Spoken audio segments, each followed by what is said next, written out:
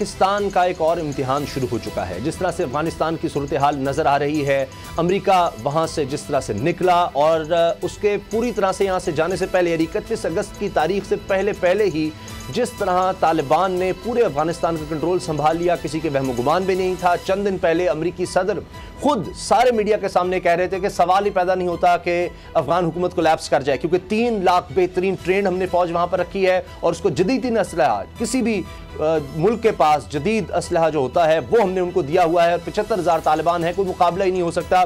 किसी भी सूरत में तालिबान काबुल का कंट्रोल इस तरह हासिल नहीं कर सकेंगे और ना ही वियतनाम को दोहराया जाएगा। लेकिन सब ने फिर देखा, अब मीडिया दिखा रहा है कि क्या सूरत हाल है, किस तरह वहां से अमेरिका को निकाला जा रहा है हेलीकॉप्टर के जरिए, और खास तौर पर जो एयरपोर्ट पर नाज़िर नजर आए हैं जहां का कंट्रोल अब भी अमेरिकी फोर्सेज के पास है। हजारों अमेरिकी फोर्स वहां पर मौजूद है और जिनसे इन्होंने वादा किया था कि उनको साथ लेकर जाएंगे, वो लोग जब वहां पहुंचे तो उन पर फिर गोलियां चलाई गई, वहां पर कई लोग हलाक हो गए। बड़ी अफसोसनाक सूरत हाल है। लेकिन पाकिस्तान का इम्तिहान इसलिए है कि एक दफा फिर पाकिस्तान को ब्लेम देने की, पाकिस्तान को कसूरवार ठहराने की कोशिश होगी, क्योंकि चाहे मगरिब हो चाहे अमेरिका हो, वो सब ये डाइवर्ट करना चाहेंगे अपनी नाकामी को, अपनी शिकस्त को पाकिस्तान पर। कौमी सलामती कमेटी का इजलास हुआ है, उसका एलामिया भी सामने आया है और यही कहा गया है कि पाकिस्तान ने जितनी कुर्बानियां दी हैं ये दिहाइयों में अफगान सूरत हाल पर, इसको दुनिया को सराहना चाहिए। और पाकिस्तान पहले दिन से कहता रहा कि इसका पुरअमन हल निकाला जाए और अमेरिका और नेटो फोर्सेस यहां से निकलने से पहले कोई हल देकर जाते, कोई पॉलिटिकल सोल्यूशन देकर जाते। ये ना होता कि जिस तरह आज देखा गया कि अशरफ गनी वहां से भागा है और कैश लेकर भागा है 4 गाड़ियों में। ये रूस की तरफ से, वहां की एम्बेसी की तरफ से कहा गया कि जी ये हेलीकॉप्टर में भी कैश रखा इतना ज्यादा था कि सब ये ले जा नहीं सका। और फिर ताजिकिस्तान से ओमान से अब कहा जाता है जी अमेरिका। तो ये जो सारी सूरत हाल बनी है कि किस तरह से कोई रेजिस्टेंस सामने नहीं आई, कौम वहां पर वेलकम कर रही है, उसके मनाजिर क्यों नहीं दिखाए जा रहे, और ये जो लोग जहाजों से गिरकर हलाक हो रहे हैं कि अफगानिस्तान से निकलने के लिए इनसे वादे किए गए थे, इस सब का जिम्मेदार कौन है और पाकिस्तान को कसूरवार ठहराने की क्यों कोशिश है, इस सब पर हम बात करेंगे। आज आगाज प्रोग्राम का इसी से करेंगे। बाबर डोगर साहब, गुलाम मुर्तज़ा साहब मेरे साथ हैं। बाबर डोगर साहब, ये फिर कोशिश हो रही है, सारी दुनिया ने देख लिया, तमाम बड़े अखबारात मैंने देखा, इंडिपेंडेंट से लेके गार्डियन, वाशिंगटन पोस्ट, न्यूयॉर्क, आप देखें हर तरफ ये हो रहा है कि जी अफगान हुकूमत नाकाम होगी, अमेरिका नाकाम हो गया, तालिबान ने कंट्रोल संभाल लिया, और इतनी तेजी से कैसे हो गया सवाल पूछे जा रहे हैं। अब हो ये रहा है कि तमाम वहां की एस्टैब्लिशमेंट, सारा वहां का मीडिया कोशिश करेगा कि सारा ब्लेम पाकिस्तान की तरफ लाया जाए। ये तो एक अजीब सूरत हाल है। उसामा साहब, सारी दुनिया इस वक्त परेशान बैठी हुई कि ये हुआ क्या।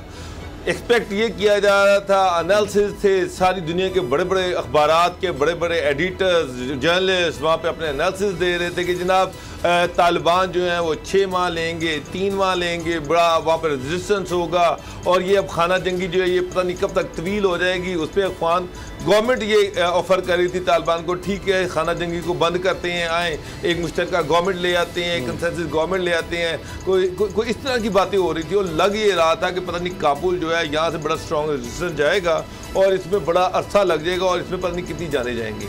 लेकिन सारी दुनिया हैरान रह गई, शद्दर रह गई कि तालिबान आए, आके अफगानिस्तान पे उन्होंने सीधा प्रेसिडेंशियल पैलेस गए, उस पर उन्होंने कब्ज़ा कर लिया, PTV पे कब्ज़ा कर लिया। सारा तालिबान जो था, सारा काबुल जो था वो तालिबान को वेलकम कर रहा है, खामोशी सन्नाटा छाया हुआ है, कोई एक गोली नहीं चली, बगैर किसी फायर के तालिबान जो है वो काबुल को फतह कर गए। अब मैं देख रहा हूँ कि सारी दुनिया में तबसरे हो रहे हैं कि वो अफगान फौज जिस पर 2000 अरब डॉलर खर्च किया गया, जिसकी तरबियत अमेरिकी फ़ौजियों ने पिछले 20 साल की, जिनको दुनिया का बेहतरीन असला दिया गया, वो एक गोली भी नहीं चला सकी। और अफगान तालिबान जो है वो जो लग रहा था कि 11 सितंबर को जाएंगे 2024 में 23 में अफगानिस्तान पे शायद तालिबान कब्जा करते हैं, आधा रहेगा, पता नहीं कब तक खाना जंगी रहेगी। वो तालिबान विद इन डेज वो सारे अफगानिस्तान पे कब्जा कर गए, सारे शहर उनके सामने गिर गए और जो फौजी थे उन्होंने उनके आगे हौसला डाल दिया। इसका मतलब ये है कि अफगान गवर्नमेंट, अफगानिस्तान के लोग अमेरिकी तसल्लुत के खिलाफ थे, इस कठपुतली गवर्नमेंट के खिलाफ थे जो अमेरिकी इशारों पर नाच रही थी।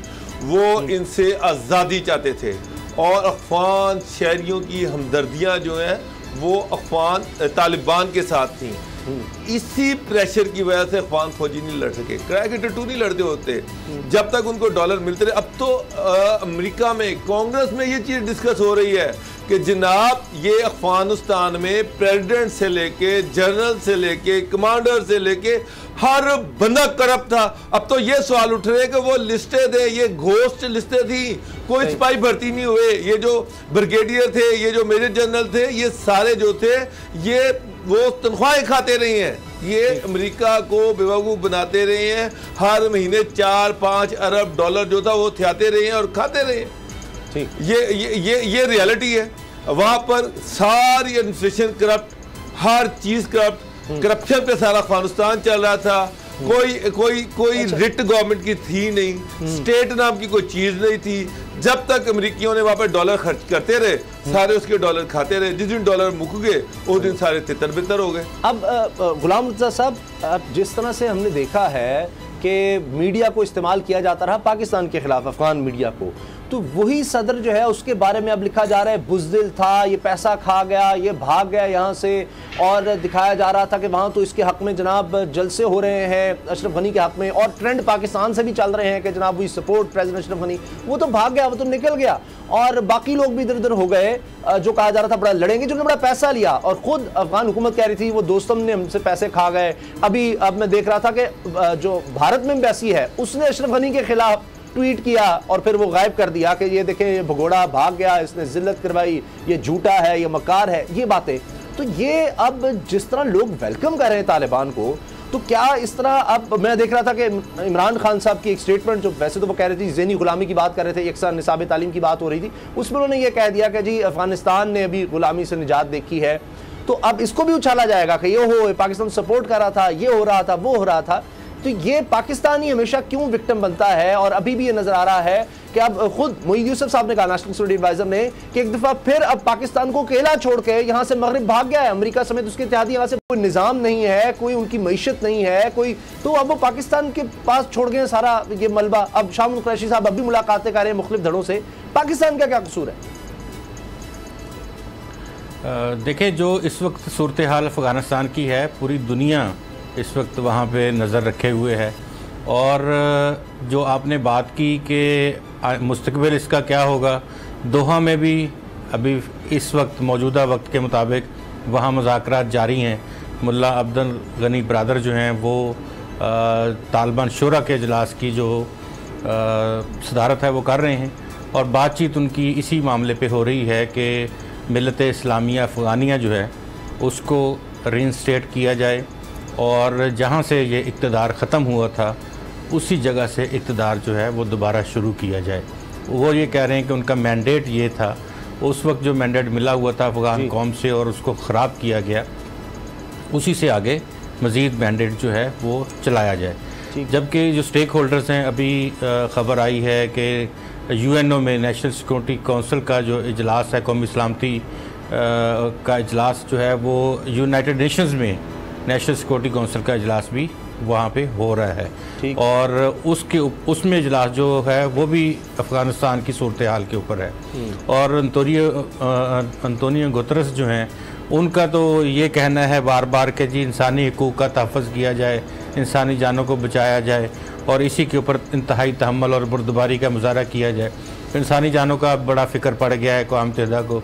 कश्मीर और फ़लस्तीन में और इधर उधर किसी जगह पे कोई इंसानी हकूक़ की ना तो खिलाफ वर्जी हो रही है, और ना ही किसी जगह पे इंसानी मामलात जो हैं वो ख़राब हैं।